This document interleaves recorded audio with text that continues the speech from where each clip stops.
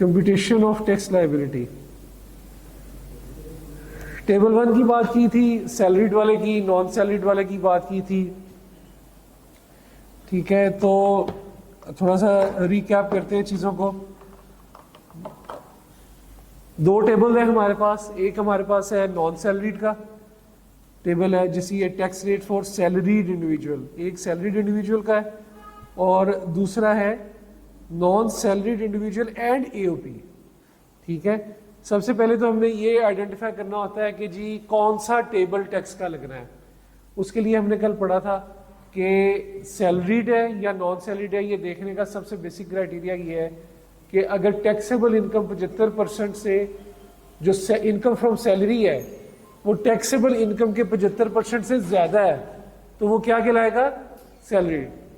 और अगर income from salary है वो टैक्सेबल इनकम के 75% से कम है तो वो क्या कहलाएगा, नॉन सैलरी। तो नॉन सैलरीड का हरगिज मतलब ये नहीं है कि वो सैलरी नहीं कमाता, बल्कि मतलब क्या है कि वो सैलरी कम कमाता है। ठीक है, तो नॉन सैलरीड का मतलब सैलरी कम कमाता है, सैलरीड का मतलब सैलरी ज्यादा कमाता है। अब जो चेंज आई है उसके ऊपर फोकस करते हैं। फिर हमने ये पढ़ा था कि टैक्सेबल इनकम यहां देखेंगे और इसके आगे जो टैक्स का रेट लगा है और जो फिक्स टैक्स है और वेरिएबल, इन दोनों को मिला के जो बनेगा वो हम टैक्स कैलकुलेट करेंगे, टैक्स लायबिलिटी कहलाती है। थोड़ा सा अगर आप इन रेट्स को देखें तो जो सैलरी का पर्सन है, सैलरीड, जो ज्यादा सैलरीड कमाता है, तो यहां देखें 6 लाख तक एग्जेम्प्ट है अगर वो साल में टैक्सेबल इनकम। कल हमने ये भी देखा था कि टोटल इनकम में, टैक्सेबल इनकम में और टैक्स लायबिलिटी में भी फर्क है।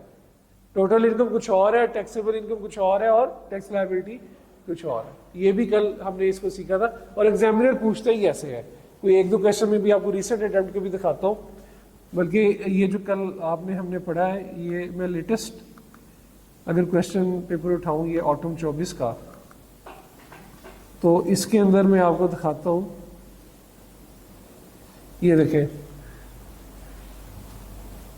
Under the provision of the income tax and the rules there under compute the taxable income. ठीक है, कंप्यूट दी टैक्सेबल इनकम। तो यहां पे माइंड में पता होना चाहिए कि टोटल इनकम अलग है, टैक्सेबल इनकम अलग है। इसी तरह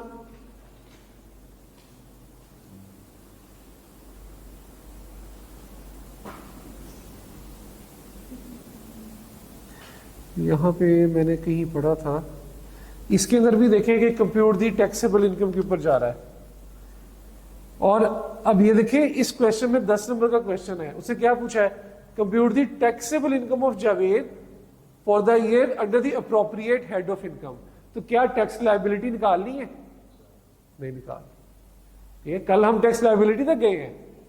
ठीक है, लेकिन उसने देखे रिक्वायरमेंट में पूछा ही नहीं, तो यहां पे जो स्टूडेंट टैक्स लायबिलिटी पे जाएगा वो अपना टाइम वेस्ट करेगा, तो उसे बस सिर्फ टैक्सेबल इनकम निकाल के दे देनी है।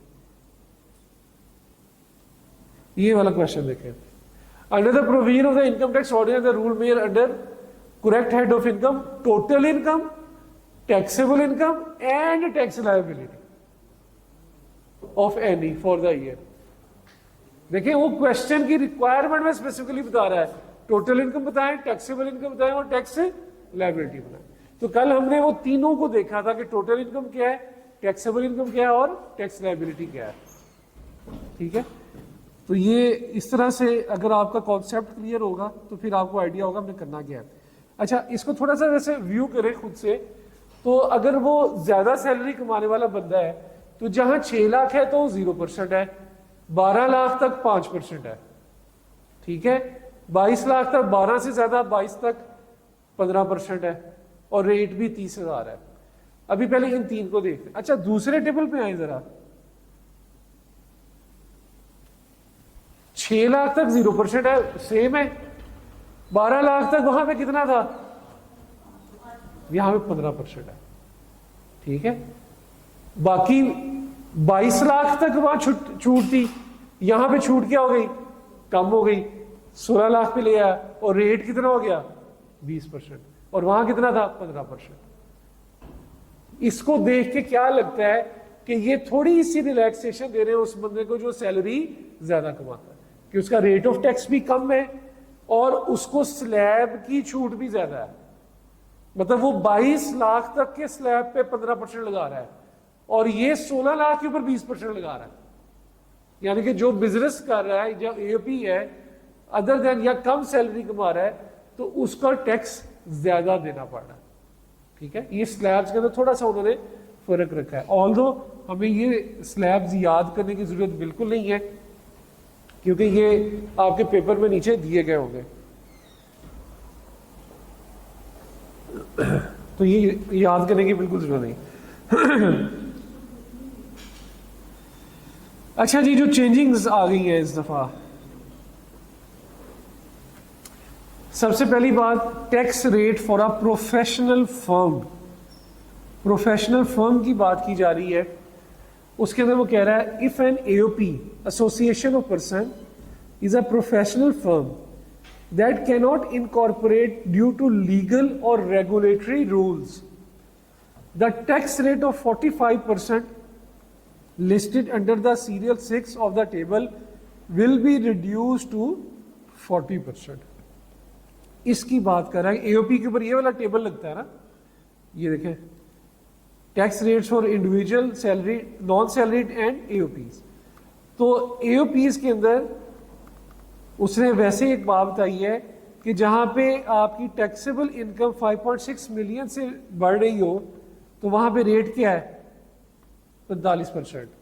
तो सिर्फ उसने ये वाली बात की है कि जहां पे जो एओपी है वो फर्म है, वो क्या है फर्म है, जहां पे एसोसिएशन ऑफ पर्सन है वो फर्म है। जिन फर्म्स के अंदर आप ट्रेनिंग्स नहीं करते, ऑडिट ट्रेनिंग्स करते हैं जाके, ठीक है, यानी कि उस एओपी का काम एज ए फर्म का काम है, ना कि कोई ट्रेडिंग का बिजनेस है, ना कुछ और है।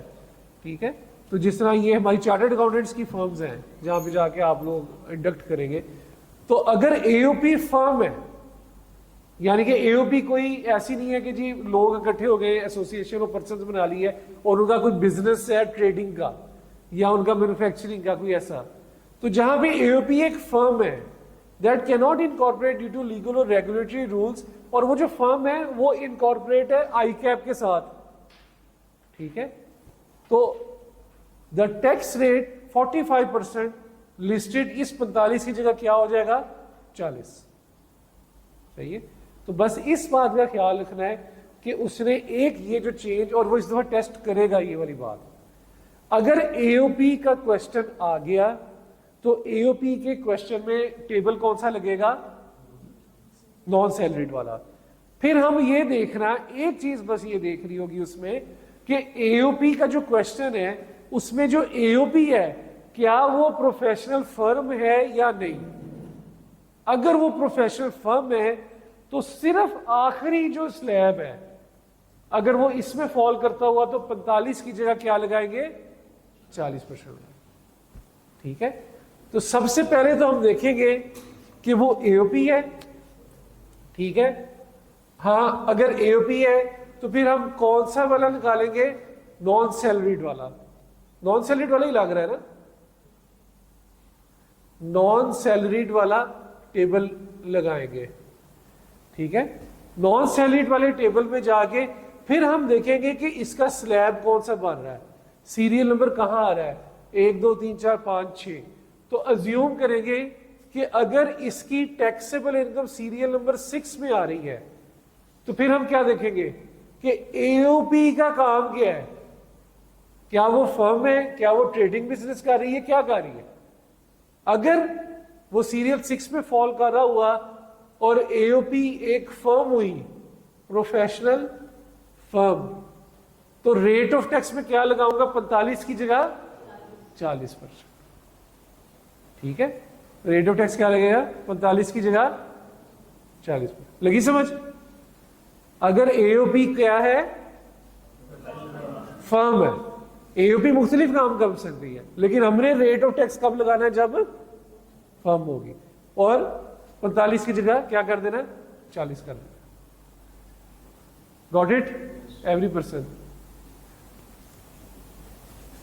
तो ये चीज एक नई आई है और आई कैप की आदत है कि वो नई चीज को क्या करता है टेस्ट करता है कि क्या स्टूडेंट पढ़ के भी आया है कि नहीं पढ़ के आया। तो ये अपने पास कहीं पे जॉट डाउन कर लें, या ICAP की बुक के ऊपर कहीं पे अपने पास लिख लें अपने रजिस्टर, क्योंकि हम लोग पढ़ रहे हैं ऑनलाइन, ठीक है। तो अभी फिलहाल आपके पास कोई ICAP की भी बुक नहीं होगी, आप लोग इसमें ऑनलाइन, मैं कुछ कॉन्सेप्ट्स आपको यहाँ से पढ़ा रहा हूँ। तो ये जो बातें होती हैं इनको लिखा करें अपने पास कहीं पे, अपने रजिस्टर पे लिख लिया करें या कहीं पे जॉट डाउन किया करें, ताकि पूरा लिखने की जरूरत नहीं है, इसका एक हिंट लिखा है ताकि आपको पता तो चले आज लेक्चर में पढ़ाया क्या है। मैं आपको दिखा देता हूँ कि मैं किस तरह से नोट डाउन करता हूँ। मैं तो इसके ऊपर ही नोट डाउन कर लेता हूँ चीजें,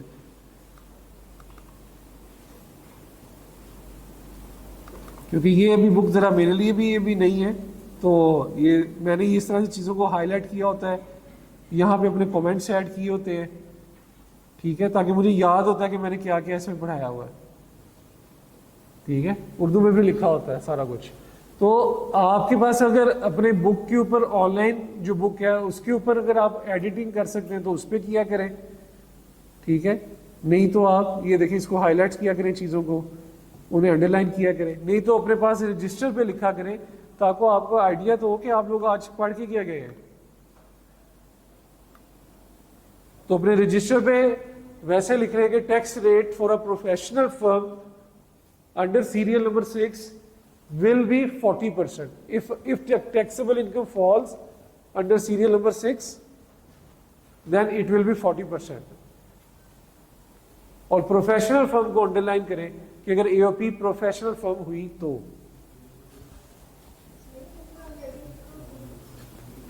आपकी बुक में लिखा हुआ है ना। हाँ, तो मैं वैसे आपको कह रहा हूँ कि इन चीज़ों को कहीं पे अपने पास हिंट के तौर पे लिखा करेंगे क्लास में क्या पढ़ा है, ताकि आप लोगों को घर जाके आइडिया हो कि हमने क्या क्या चीज़ें रिवाइज करनी है, ठीक है। आगे चलते हैं, जो नई चीज़ आई है सरचार्ज, ये जो मैंने हाईलाइट किया है, ये एक नई चीज़ आई है और एक तरह से टैक्स का बर्डन ही आया है हम पे। जब से मैं टैक्स पढ़ा रहा हूँ तो मेरा ये जो सेशन है, तो मैं यही देख रहे हैं कि मुल्क के हालात इस तरह के हैं कि टैक्स वाले का सिर्फ फोकस ये है कि लोगों से टैक्स इकट्ठा किया जाए। रेट्स ऑफ टैक्स बढ़ी जा रही है, टैक्स क्रेडिट कम हुई जा रही है और टैक्स पेयर के लिए फैसिलिटीज़ कम हुई जा रही हैं। तो अभी फ़िलहाल तो हमारे मुल्क को पैसे चाहिए, तो जहाँ दिल कर रहा है टैक्स लगा रहे हैं।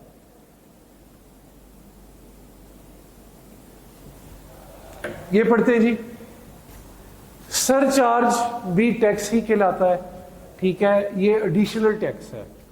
ये किस पे है? फॉर हाई अर्नर्स, जो ज्यादा कमाते हैं, जो क्या करते हैं, ज्यादा कमाते हैं।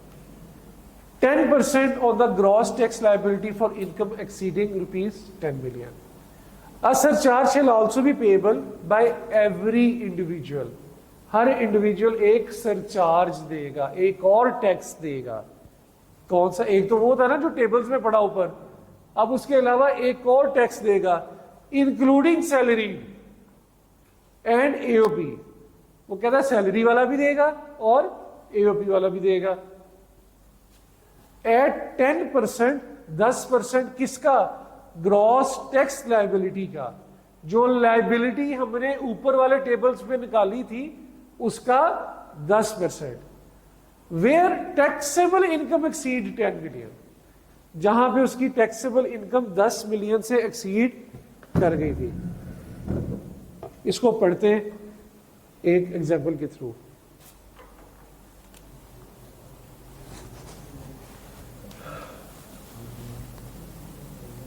हमने पढ़े थे हेड्स, इनकम फ्रॉम सैलरी है, इनकम फ्रॉम बिजनेस है, इनकम फ्रॉम प्रॉपर्टी है, अदर सोर्स है और इनकम फ्रॉम कैपिटल गेन है।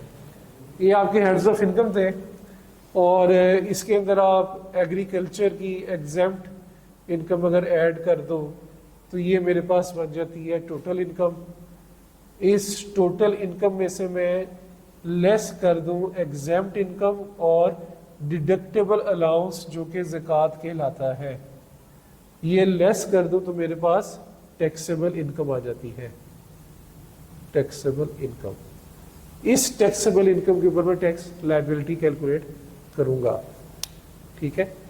अच्छा, अब हम अज्यूम करते हैं कि जी एक बंदे की इनकम फ्रॉम सैलरी बन रही है 20 मिलियन, ठीक है, बिजनेस से उसने कमाया है 5 मिलियन, ठीक है, प्रॉपर्टी उसकी कोई नहीं थी, चलो इनकम फ्रॉम सैलरी से, इनकम फ्रॉम अदर सोर्स से उसने इधर उधर से उसे पैसे मिल गए, लोन मिल गया, उधार मिल गया, कैश ले लिया कहीं से, सलामी अच्छी मिल गई, ठीक है, तो ये सारा कुछ इसमें आ गया और एग्जैम्प्ट इनकम है कुछ नहीं।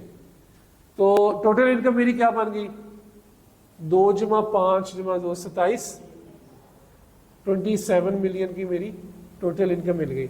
हाँ, उसे ज़कात भी दे दी 1 मिलियन से, 1 मिलियन से उसे ज़कात भी दे दी, तो टोटल टैक्सेबल इनकम अब मेरी क्या बन गई, 26 मिलियन। 26 मिलियन की मेरी टैक्सेबल इनकम उस बंदे की बन गई, ठीक है। ये बाद में लिखिएगा, पहले तरह सुन लें,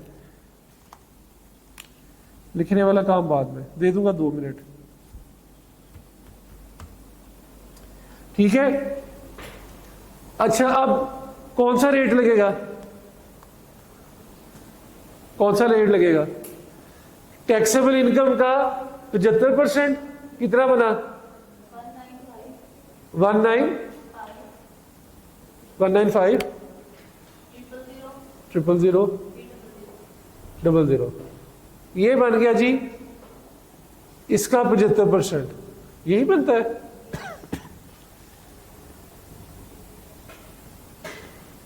$26 मिलियन का, अच्छा एक मिनट है जरा, ये 19.5 ऐसे हो गया ना, हाँ 19.5 मिलियन आ गया, सही है। तो ये इसका टैक्सेबल इनकम का 75% ये बना। तो इनकम फ्रॉम सैलरी क्या 75% से ज्यादा है, ज्यादा है ना, तो 20 मिलियन है ये होने से, तो यहाँ पे कौन सा रेट लगेगा, सैलरीड वाला। तो इसको मिटा दें क्योंकि इसकी अब आगे जरूरत नहीं। तो अब आप 26 मिलियन के ऊपर टैक्स लायबिलिटी निकालने के लिए, टैक्स लायबिलिटी निकालने के लिए इनकम फ्रॉम सैलरी, सैलरीड वाला जो है वो टेबल देखते हैं।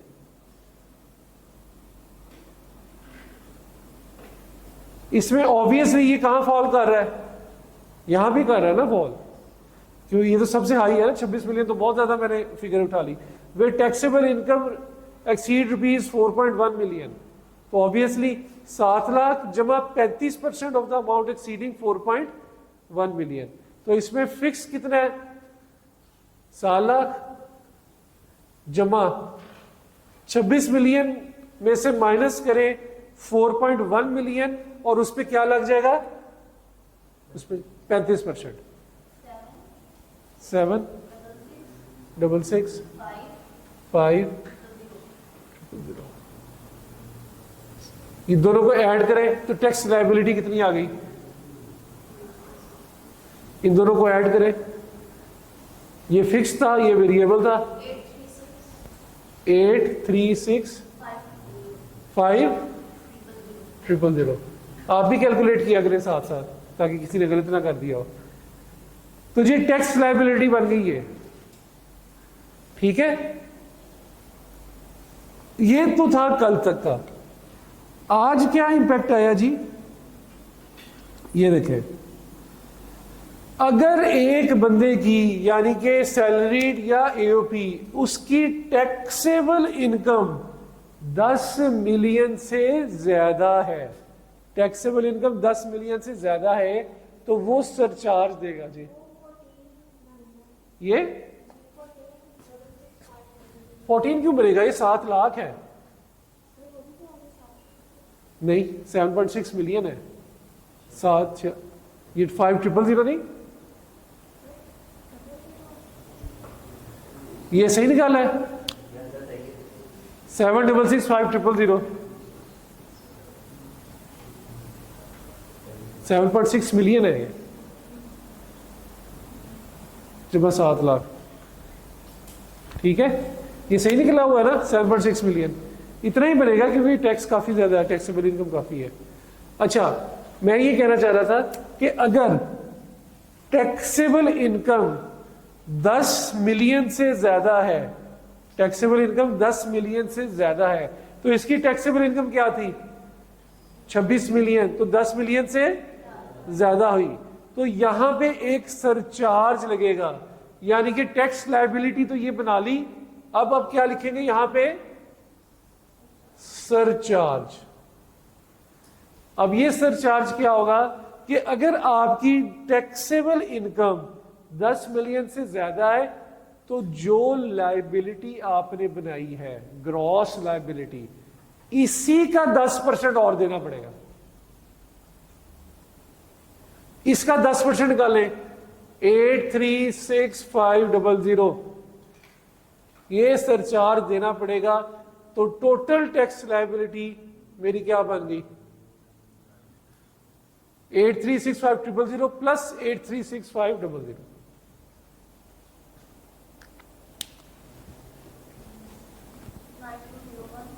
92015500।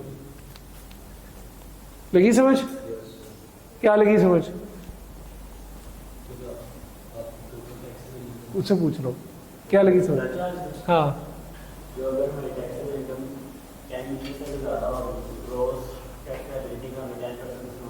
और गुड, ग्रॉस टैक्स लायबिलिटी का जो हमने निकाली थी उसका 10% हमने मजीद ऐड करके ये हमारी टोटल टैक्स लायबिलिटी बनेगी।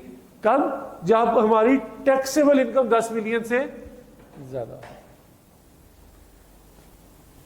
ठीक है, तो ये एक नया कॉन्सेप्ट आया है सरचार्ज के नाम से। तो जो हाई अर्नर्स है, लॉ कहता है जो हाई अर्नर्स है वो कोई पैसा अपने घर ना लेके जाए, इधर ही दे जाए हमें।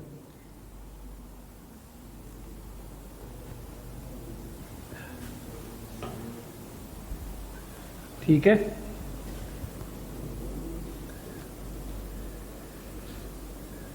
तो ये जनाब हमारा टैक्स लायबिलिटी कैलकुलेट करने का एक तरीका है। लगी समझ आपको?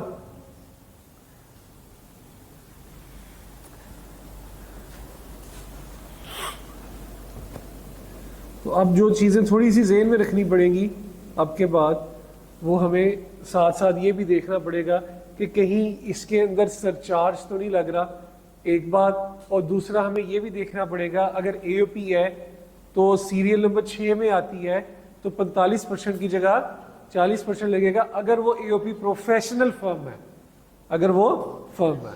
ठीक है, वरना नहीं।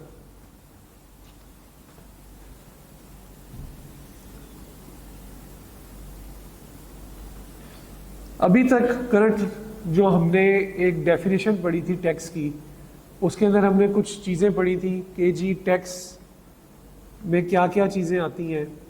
अगर मैं डेफिनेशन यहाँ पे ओपन करूँ, जो बेसिक कॉन्सेप्ट्स थे हमारे,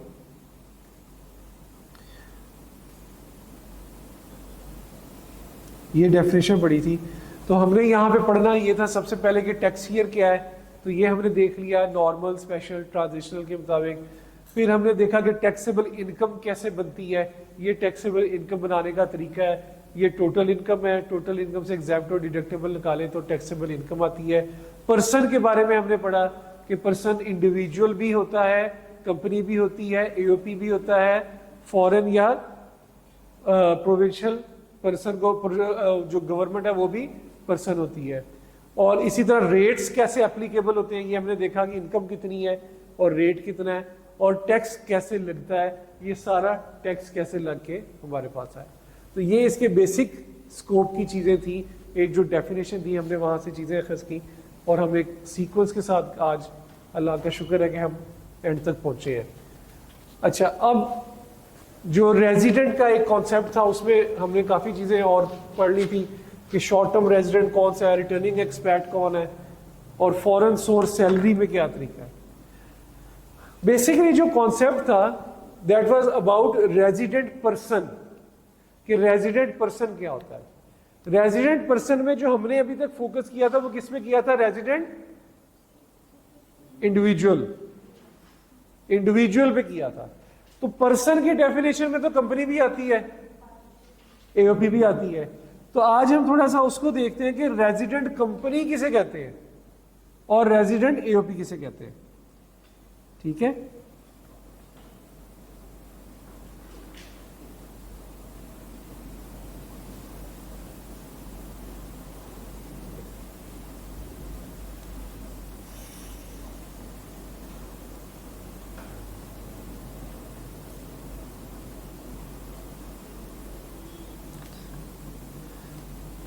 रेजिडेंट इंडिविजुअल तो हम पढ़ चुके और उसके अंदर वो 183 दिन पाकिस्तान में रहेगा और ये सारा कुछ।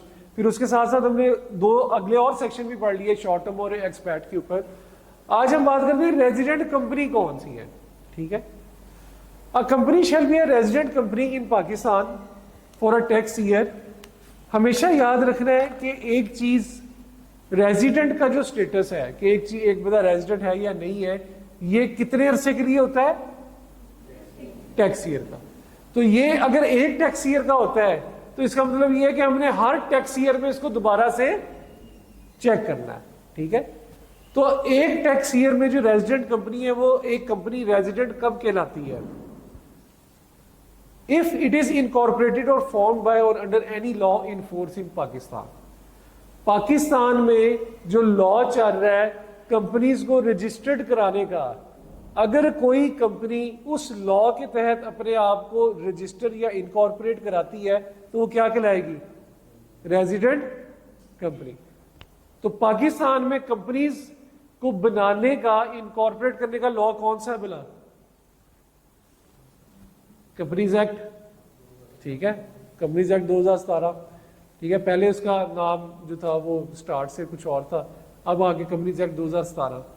तो कंपनीज अपने आप को जो रजिस्टर कराती हैं पाकिस्तान में वो किस एक्ट के तहत कराती है, कंपनीज एक्ट। तो ऐसी कंपनी जो इनकॉर्पोरेट हुई है या बनी है एक ऐसे लॉ से जो कि पाकिस्तान में इन्फोर्स है, तो यानी कि हर कंपनी को लिए जरूरी है कि अपने आप को पाकिस्तान एक्ट, कॉर्पोरेट एक्ट 2017 के तहत रजिस्टर कराए। तो जिसने अपने आप को रजिस्टर कराया हुआ है उसके तहत बनी है तो वो क्या कहलाएगी, रेजिडेंट कंपनी, पाकिस्तान की रेजिडेंट कंपनी। ठीक है, तो पहला रूल इसका, जनरल रूल इसका ये है सबसे पहला। दूसरा, the control and management of its affair is situated wholly in Pakistan at any time in the year.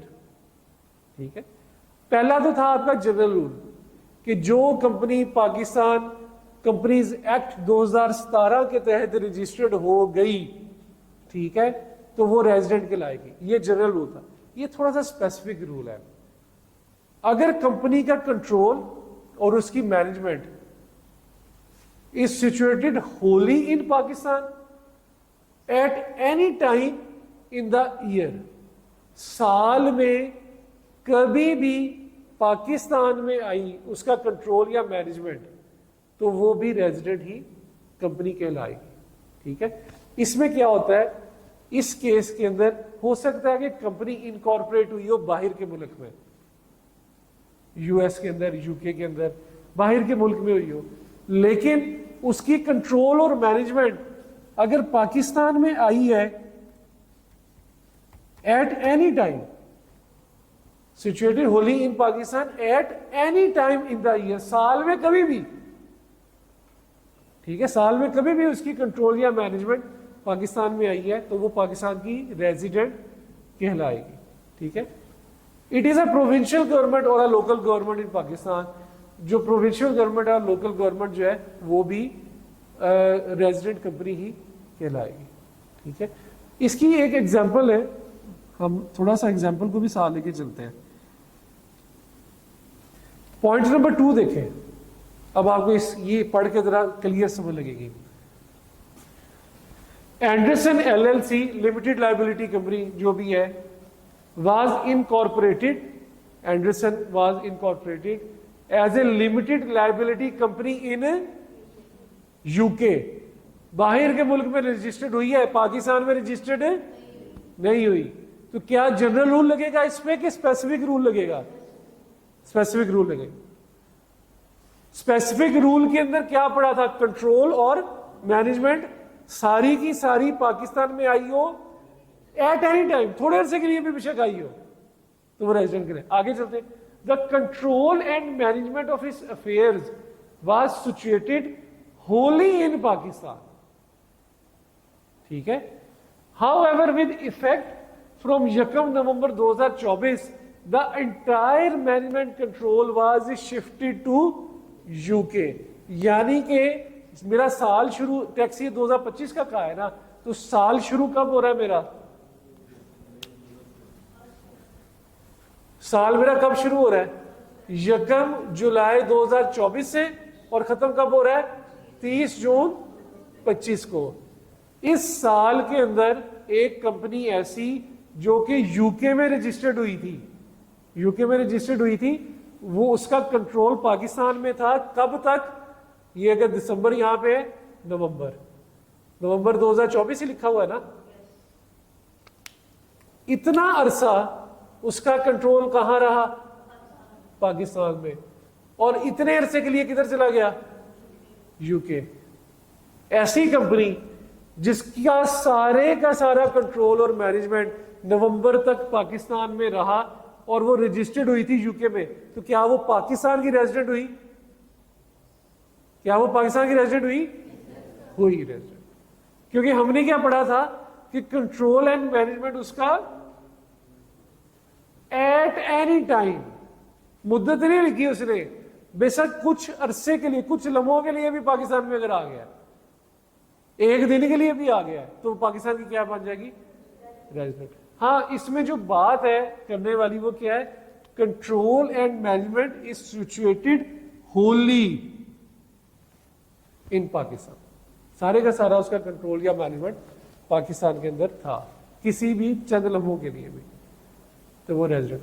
तो जनरल रूल क्या है, जो कंपनी पाकिस्तान में कंपनीज एक्ट 2017 के मुताबिक रजिस्टर्ड हुई वो रेजिडेंट कंपनी कहलाएगी। स्पेसिफिक रूल, भाई पाकिस्तान में तो नहीं रजिस्टर्ड हुई, लेकिन किसी बाहर के मुल्क में रजिस्टर्ड हुई, लेकिन कंट्रोल या मैनेजमेंट कुछ अरसे के लिए पाकिस्तान में आया था, सारे का सारा कंट्रोल एंड मैनेजमेंट, ठीक है, तो वो क्या आ जाएगा, रेजिडेंट ऑफ पाकिस्तान कहलाता है। कंट्रोल और मैनेजमेंट में क्या इन्वॉल्व होता है, डायरेक्टर्स, कंपनी के जो डायरेक्टर्स होते हैं वो कंपनी के डायरेक्टर्स कंपनी को कंट्रोल करते हैं, उसकी मैनेजमेंट में उसके सीनियर मैनेजमेंट और डायरेक्टर्स इन्वॉल्व होते हैं, यानी कि सारे के सारे डायरेक्टर पाकिस्तान आए होंगे, ठीक है, तो जो डायरेक्टर्स ऑफ द कंपनी होते हैं वो उसको मैनेज कर रहे होते हैं, कंट्रोल कर रहे होते हैं। जो शेयर होल्डर होता है, शेयर होल्डर एक इन्वेस्टर होता है, डायरेक्टर जो होता है वो कंट्रोल रखता है, ठीक है भाई, ये बात क्लियर होगी। अब इधर आए पॉइंट नंबर 4 पे, इसे जरा खुद से पढ़ के मुझे बताएं, पढ़े जरा इसे। BBL is a non-listed public company incorporated under the Companies Act 2017। Non listed है, लिस्टेड क्या होती है, जो स्टॉक एक्सचेंज ऑफ पाकिस्तान में लिस्ट कर जाए, नॉन लिस्टेड वो कंपनी है लेकिन स्टॉक एक्सचेंज पे लिस्ट नहीं है। तो नॉन लिस्टेड पब्लिक कंपनी है, पाकिस्तान में जो है वो इनकॉर्पोरेट हुई है 2017 में।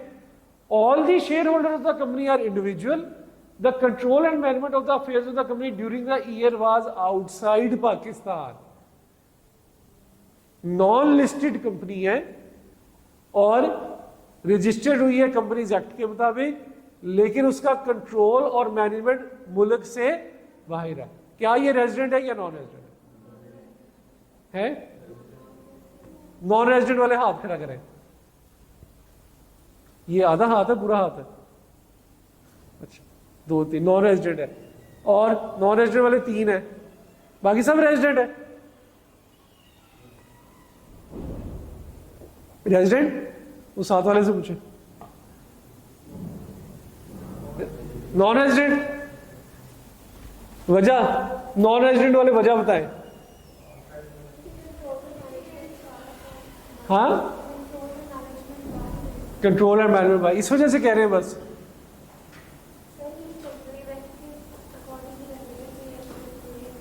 कंफ्यूजन है देखिए, है ड्यूरिंग द ईयर, उसका क्या है आउटसाइड पाकिस्तान। हाँ, पूरे साल के लिए ड्यूरिंग द उसका कंट्रोल बाहर था। मैंने आपको भी क्या बताया था कि सबसे पहले आपने लगाना है जनरल रूल। जब आपका जनरल रूल लग जाए तो स्पेसिफिक की तरफ जाने की जरूरत ही नहीं है। क्या इस पे जनरल रूल लग रहा है? तो फिर सीधी सी बात है, जनरल रूल लग गया तो वो रेजिडेंट है। नहीं नहीं नहीं, सबसे पहले जनरल रूल।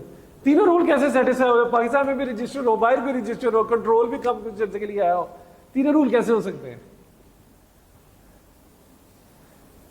हाँ जी भाईजान, लगी समझ? अब सबसे पहले जनरल रूल लगेगा।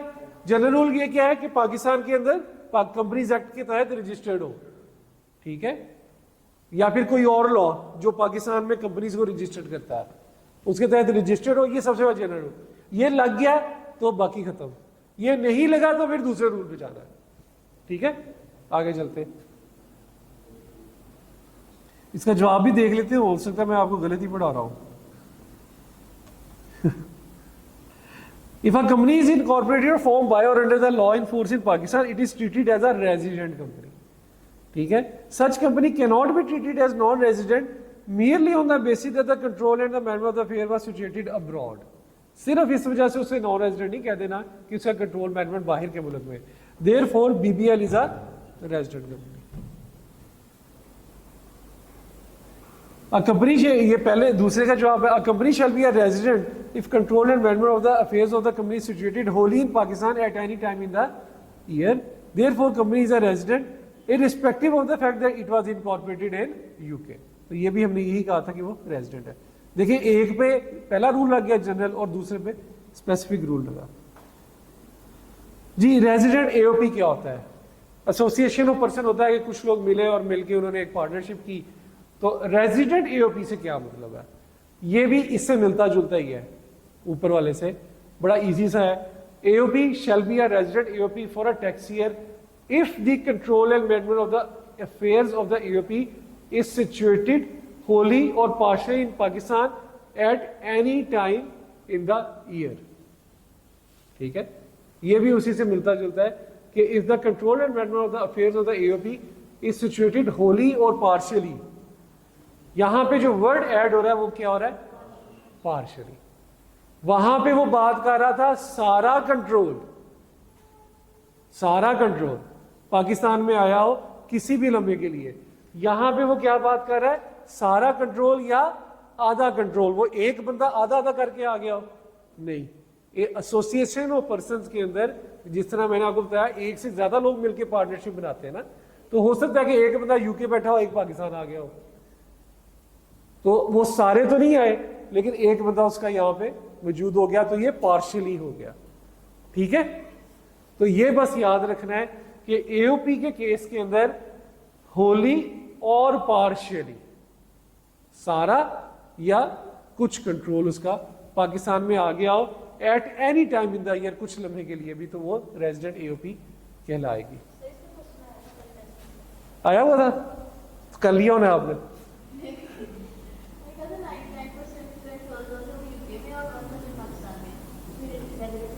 एओपी थी, हाँ, तो फिर रेजिडेंट हुई। आपने क्या लिखा था? कुछ भी आपने लिखना था सर ने नहीं कराया है। उसके मार्क्स क्या होंगे? 2 मार्क्स था। दरअसल मैंने आई डोंट नो कि वो सर जो है वो अपना एक पैटर्न लेके चल रहे हैं ना, तो मैंने वो रेजिडेंट से आगे 2 सेक्शन और पढ़ा दिए थे, वो शायद उन्होंने अभी नहीं कवर किए हुए ना, क्योंकि मैं रेजिडेंट पढ़ा रहा था तो मैं रेजिडेंट के साथ उन 2 सेक्शन को मैंने समझा कि उस टाइम पे कवर करना जरूरी है, ठीक है। तो वो उन्होंने शायद ये पढ़ा दिया था, तो ये मैंने आज पढ़ा है, तो इस वजह से आपका टेस्ट बहुत अच्छा हुआ होगा। चले बड़ा अच्छा, ये भी एग्जाम्पल करते हैं। अच्छा, ये 5 एग्जाम्पल कर लेते हैं, 2 तो हमने इसमें से कर ली हैं, बाकी भी आपसे रिलेटेड ही हैं। मिस्टर रजा, आपको समझ लग रही है? सही है, क्लियर है? कोई क्वेश्चन हो पूछ लिया करें, ठीक है। आपका mister Raza is working as a director operations. Mister Raza जो है डायरेक्टर ऑपरेशन के तौर पे काम कर रहे हैं in the ministry of tourism. Ministry of tourism में काम कर रहे हैं। 15 जुलाई को ही was posted to Pakistan embassy in Italy for 2 year. 2 सालों के लिए पाकिस्तान एम्बेसी भेज दिया गया उन्हें, वो मिनिस्ट्री ऑफ टूरिज्म, मिनिस्टर क्या है, पाकिस्तान का एम्प्लॉय है फॉरेन फेडरल गवर्नमेंट का। तो क्या मिस्टर रजा 2025 टैक्स ईयर के लिए रेजिडेंट है, नॉन रेजिडेंट है? रेजिडेंट है, नॉन रेजिडेंट है? रेजिडेंट है, नॉन रेजिडेंट है? पढ़े? कहां से समझ नहीं लगी? पढ़े, ऊंची पढ़े, मुझे पता तो चले। मिस्टर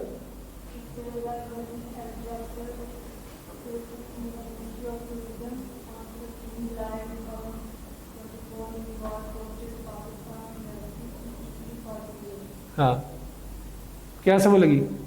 कि यार वो मिनिस्ट्री ऑफ टूरिज्म में डायरेक्टर ऑपरेशन के तौर पे काम कर रहा है।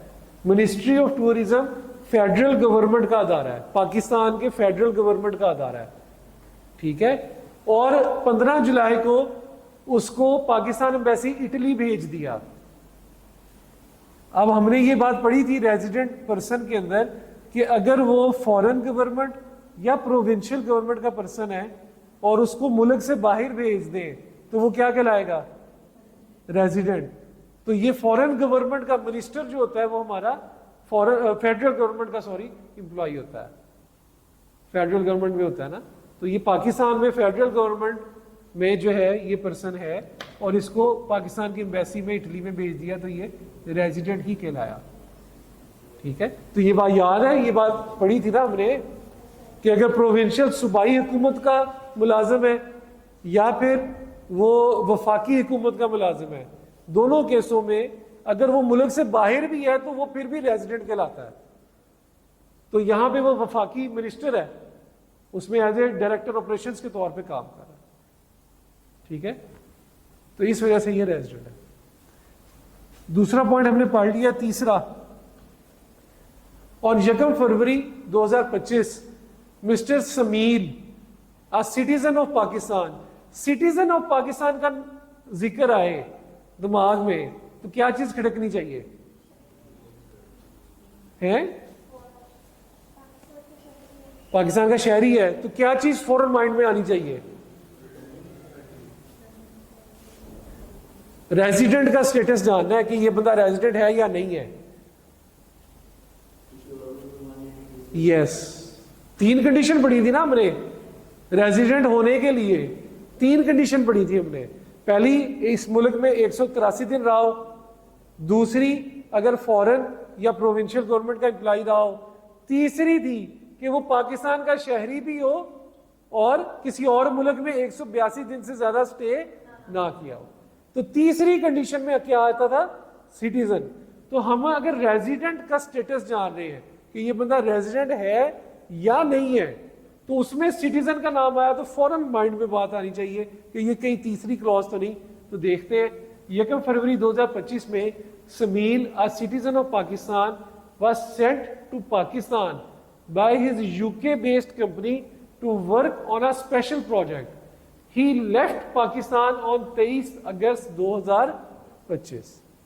सही है, पाकिस्तान का शहरी था और उसको पाकिस्तान भेजा यूके कंपनी ने एक स्पेशल प्रोजेक्ट के लिए, और उसने पाकिस्तान छोड़ दिया 23 अगस्त 2025 को।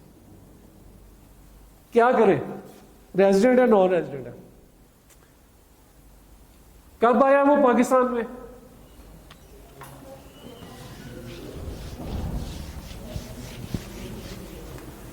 पाकिस्तान कब आया? फरवरी 2025 में वो पाकिस्तान आया। और छोड़ के कब गया? 23 अगस्त 2025 को। अगस्त 23 2025 को वो छोड़ के गया। हम किस साल का रेजिडेंट देख रहे हैं स्टेटस? 25। तो ये साल शुरू कब होता है? जुलाई 24 से, और खत्म कब हो रहा है? 30 जून। तो ये कब गया है?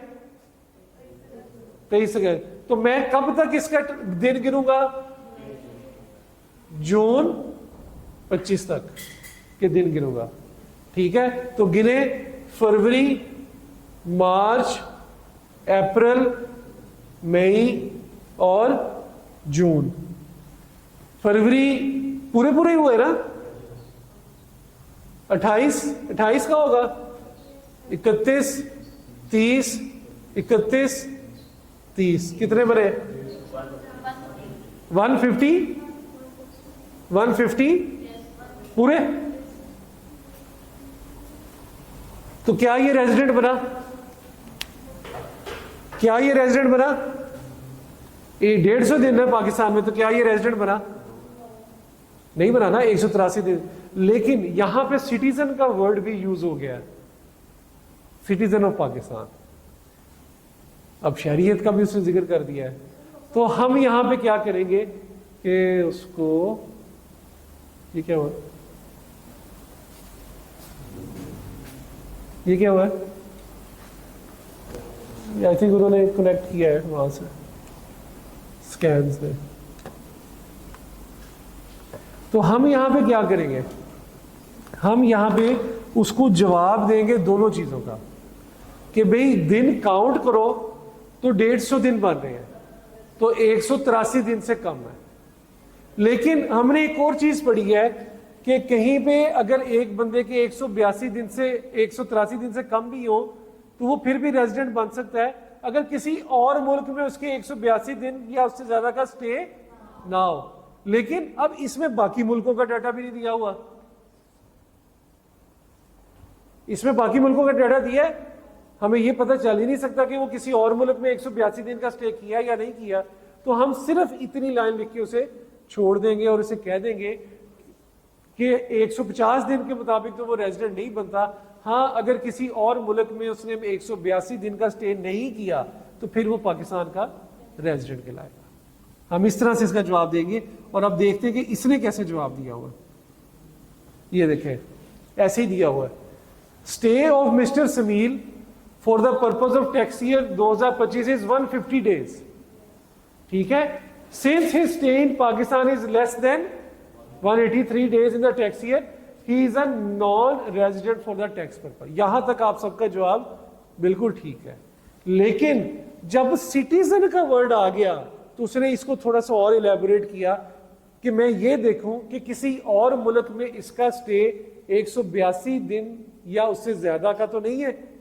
जब वो डाटा देखने लगे तो बाकी मुल्कों का डाटा मेरे पास स्टे का था ही नहीं, तो सिर्फ उसने लिख दिया however if he is not present in any other country for more than 182 days during the tax year और or he is not a resident taxpayer of any other country, then he will be treated as a resident of Pakistan. समझ लग रही है कि जवाब देना कैसे है? सही है। हमने पहले 183 दिन वाले को देखा, लेकिन चूंकि उसके साथ सिटीजन का वर्ड लिखा था तो मैंने तीसरी कंडीशन को भी चेक किया और तीसरी कंडीशन का डाटा पूरा नहीं था, तो मैंने सिर्फ उसको नरेट कर दिया कि अगर उसका ये ऐसे हो जाता तो वो रेजिडेंट होता। लेकिन चूंकि हमें पता नहीं है तो हम जस्ट अज्यूम कर रहे हैं कि ही is a non resident. Okay, लगी समझ? आपको लगी समझ? कंफर्म? श्योर?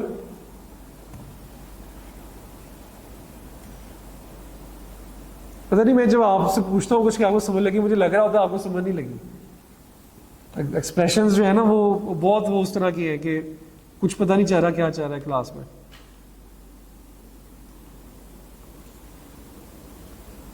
अच्छा, मिस्टर सलमान, अगला पढ़ते हैं। ये इसका आपने मुझे बताना है, ठीक है? पढ़े इसे। Mister Salman a property dealer, एक प्रॉपर्टी डीलर है इन यूएसए के अंदर। ये वाला पढ़ लिया ना हमने? हाँ पढ़। Came to Pakistan on 1 February 2024। USA के अंदर कोई प्रॉपर्टी डीलर था, पाकिस्तान आया 1 जनवरी 2024 को। During a stay up to 2 August 2024 in Pakistan, he remained in Peshawar 30 जून तक and thereafter till his departure from Peshawar in Quetta. Assume that commissioner has granted him permission to use calendar year as a special tax year. ये वैसे हमने किया हुआ है। तो अब आप बताएं मुझे, ये बंदा रेजिडेंट है सलमान कि नहीं है?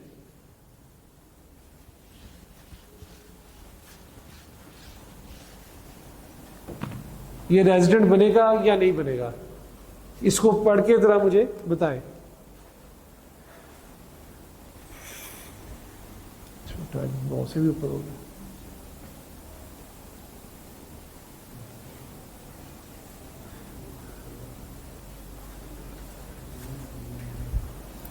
जी रेजिडेंट है, कैसे निकाला है?